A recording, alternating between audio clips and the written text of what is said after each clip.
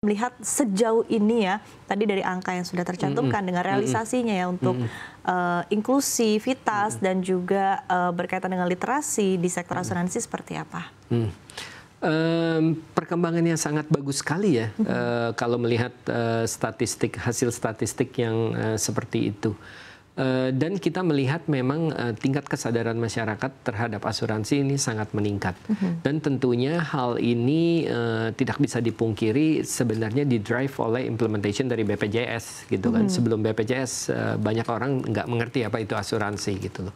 Dengan adanya BPJS, everybody know kalau memang asuransi itu diperlukan untuk menjaga resiko-resiko yang tidak diinginkan. Jadi dari sisi itu saya rasa sangat pesat peningkatan literasi ini. Oke, baik. Nah, kalau kita bedah lagi mungkin secara segmentasi begitu untuk masyarakat kelas menengah ke bawah kan memang tadi overall untuk apalagi untuk asuransi kesehatan memang di cover begitu dengan BPJS begitu. Nah, dari segmentasi mungkin middle ke upper sendiri begitu seperti apa saat ini apalagi masyarakat kelas menengah juga kan tengah dihadapi dengan sebuah challenge begitu ya bahwa saat ini memang ada penurunan daya beli masyarakat terlihat juga dari beberapa indikator ekonomi. Apakah ini sebetulnya terlihat begitu dari mungkin performance UNA begitu di sepanjang tahun 2025 ini? Buat kita sih tetap kembali lagi, walaupun semua orang tahu ada pressure di makroekonomi. Tetapi asuransi ini kan sebenarnya kebutuhan primer ya. Jadi seperti di segmen asuransi, segmen terbesar itu adalah fire gitu, asuransi kebakaran. Asuransi kebakaran itu adalah produk yang sebenarnya sangat murah gitu loh. Sedangkan untuk mengcover bagi banyak orang rumah mereka adalah the most important asset gitu loh kan. Yang di asuransi rumah itu rate-nya per mil gitu kan, not even percentage. Jadi asuransi rumah menurut saya adalah kebutuhan primer yang semua orang harus punya karena itu melindungi aset mereka yang paling utama. Kemudian produk asuransi kedua yang sangat populer di masyarakat tentunya adalah asuransi kendaraan gitu kan. Sama rata-rata buat banyak keluarga aset pertama itu rumah, aset kedua kendaraan, value-nya besar gitu kan, harus dilindungi lah gitu kan terhadap resiko kecelakaan atau kehilangan gitu loh. Jadi ini juga menurut saya harusnya kebutuhan primer gitu loh. Nah, yang ketiga itu adalah kesehatan. Ya, kesehatan like it or not dengan tingginya peningkatan biaya kesehatan yang kita tahu gitu loh. Sehingga untuk tidak mempunyai proteksi adalah sesuatu yang sangat risky gitu. Jadi kalau dilihat dari ini harusnya produk asuransi ini menjadi sesuatu kebutuhan primer. Tapi memang edukasi kan kembali lagi. Yang saya kalau dari industri kami melihat banyak sekali aktivitas yang dilakukan baik dari government, dari regulator dan juga dari pemain industri sendiri untuk membuat produk-produk asuransi ini menjadi sesuatu yang lebih mudah dimengerti mungkin ya, dan most importantly affordable. Ya, gitu. Oke.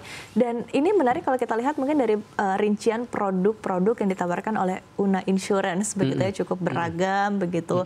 Tadi ada asuransi kesehatan tadi sudah kita bahas, kemudian kita melihat juga ada asuransi perjalanan yang ada pertumbuhannya signifikan ya pada kuartal 1 2025. Mungkin Anda bisa lebih mengelaborasi berkaitan dengan asuransi-asuransi umum ini sendiri dan pertumbuhannya seperti apa. Artinya kan demand masyarakat untuk hal ini juga masih cukup besar begitu.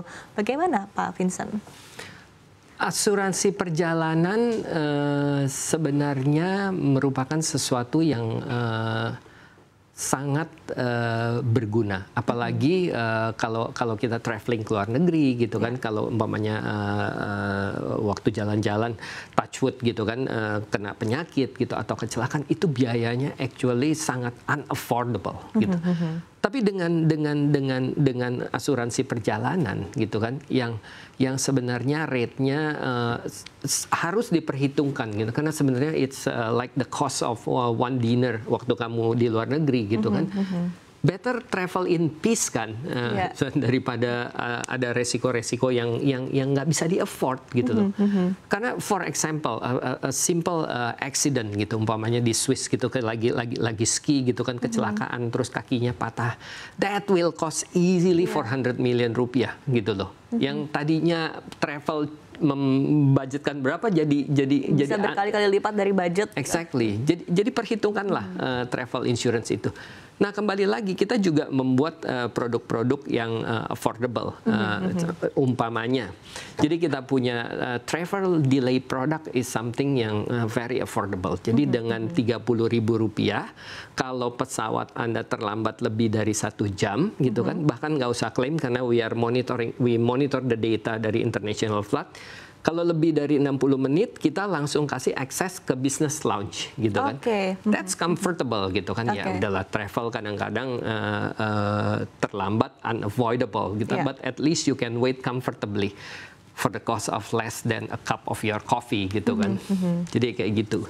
Oke, jadi artinya memang perlu lebih kreatif begitu untuk membuat produk-produk yang menarik begitu ya. Tapi overall mungkin bisa Anda gambarkan seperti apa situasinya, competitiveness-nya begitu. Karena kan cukup banyak artinya tadi sekali lagi begitu ya, mungkin asuransi lain yang juga menawarkan produk-produk serupa begitu, sehingga akhirnya memang perlu ada kreativitas ya untuk bisa menciptakan produk-produk yang bisa akhirnya membuat nasabah ataupun juga pemegang polis ini tertarik begitu. Nah, ini seperti apa mungkin dari proses pembuatan produk dan juga ide-ide lainnya begitu? Nomor satu kalau kita lihat adalah kemudahan dari sisi pelanggan, kemudahan untuk membeli produk itu, sama kemudahan untuk klaim gitu kan. Kalau klaimnya report gitu, mesti submit dokumen, mesti contacting, ini jadi susah gitu kan.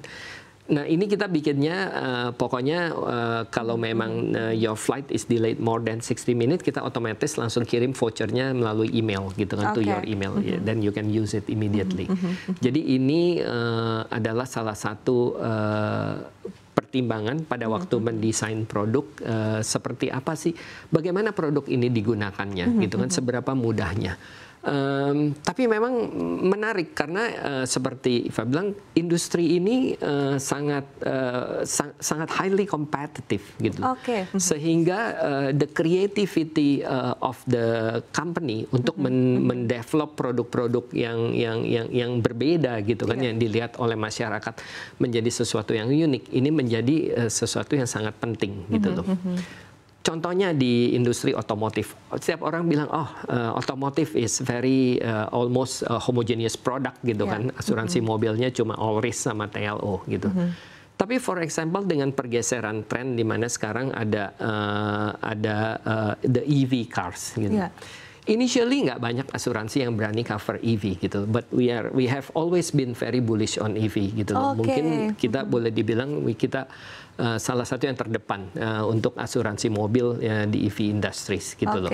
Jadi banyak orang ragu-ragu, bisa nggak ya asuransi ini mengcover EV gitu kan. So kita memposisikan diri kita sebagai asuransi mobil EV yang cukup terdepan.